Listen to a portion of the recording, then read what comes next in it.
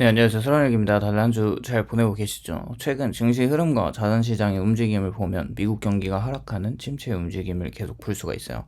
현재 미국 금리는 4.5%에서 4.4로 반등을 하긴 했지만 4.7에서 어느 정도 진정하는 모습을 그리고 있는 상황입니다.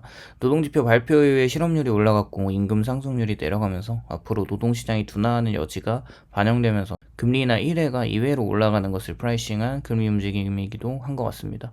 앞으로 움직임을 더 봐야겠지만 채권뿐만 아니라 원유의 가격이 점점 진정되는 것을 넘어서 많이 하락하고 있어요. WTI는 최근 77불대로 내려오면서 전반적인 에너지 가격은 지속적으로 하락하고 있고 디플레이션의 압력이 거세지는 듯 침체를 직감하는 듯한 시장의 움직임이라고 생각해 볼 수 있을 것 같습니다.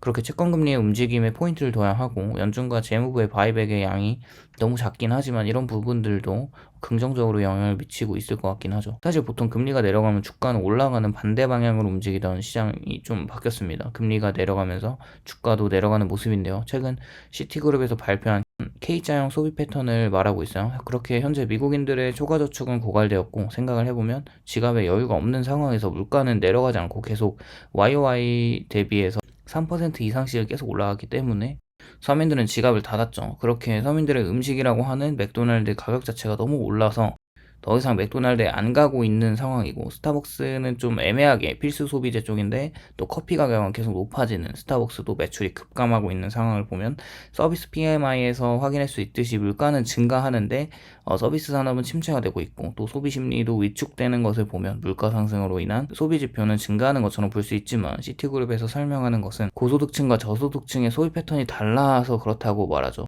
이것이 의미하는 것이 결국 또 미국의 저소득층은 어쩔 수 없이 소비를 해야 하는 필수 소비와 고소득층의 소비는 지속적으로 정가 유지하는 것이 전형적인 침체 시그널을 반영하고 있다는 겁니다. 그렇게 기업들은 실적을 지속적으로 강하게 컨센서스를 유지하기 힘들다는 것과 연착륙을 기대하는 시장은 점점 그 전망을 뒤로 뺄 것 같다는 이야기를 하고 있어요. 또 이제 경기 낙관 지수는 또 그렇게 정확하지는 또 않은데 그렇게 미시간 지표와 매달 나오는 소비자 신뢰 지표에 선행하는 것을 생각해보고 또 온라인에서 1200명의 성인들의 조사를 기반으로 받은 자료에 따르면 경기 전망이 정말 암울하게 나왔어요. 현재 지갑 주머니 사정과 6개월 후 경기가 어떻게 될지 현재 연준 정책에 대한 지지율과 전반적으로 불특정 다수의 일반인들은 미국 경기를 좋게 보고 있진 않아요. 과거와 비교해도 현저하게 점점 더 떨어지고 있는 모습이죠.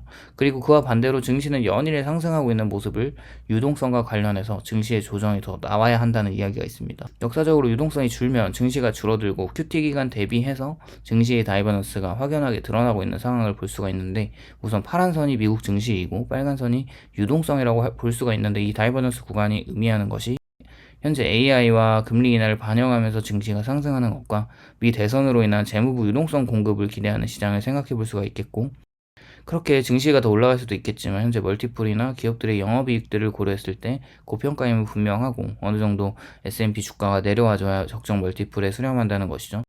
연준은 금리 인하를 한다 안 한다 하고 있고 모든 기관들에서는 금리 인하를 빠르게 서둘러야 한다는 이야기를 하고 있어요.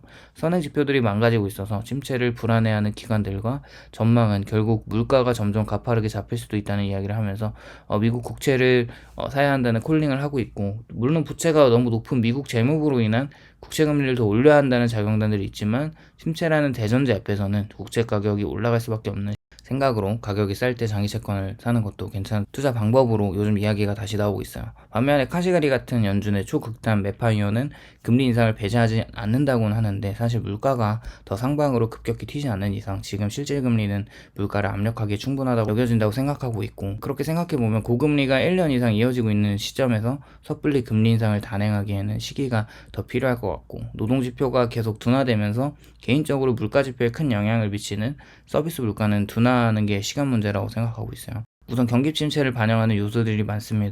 미국의 소비자들은 신용카드를 더 이상 사용할 수가 없습니다. S&P 500이나 나스닥이 연일 상승을 종지부 찍을 수 있다는 상황으로 보여지는 것이 드러케밀러 같은 사람은 엔비디아를 엄청나게 매도하기도 했고 또 기관에서는 배당 기속주를 싼 가격에 미리 사라고 침체를 대비하라는 말을 하기도 합니다.